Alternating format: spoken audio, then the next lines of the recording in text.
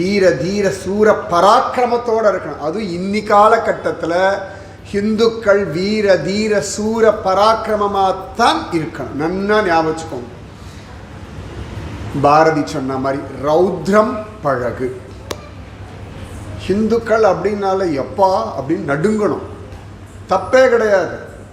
ஏன்னா நியாயமாக தர்மமாக காம்பீரியமாக இருக்க வேண்டியது நம்முடைய தர்மம். ஒரு பப்பாளி மரமாக இருந்தால் சின்ன குழந்தை கூட ஆட்டி தள்ளி விட்டுடும்.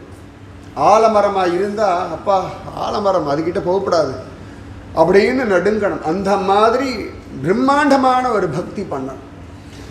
ஒரு நல்ல பக்தன் ஃபஸ்ட் கிளாஸாக பக்தி பண்ணால் அப்படி இருக்கணும் அப்படின்னா ஆஞ்சநேய மூர்த்தி போல மனோஜவம் மாருத துல்லிய வேகம் ஜிதேந்திரியம் புத்திமதாம் வரிஷ்டம் வாதாத்மஜம் வானரயூத முக்கியம் ஸ்ரீராமதூதம் சிரசா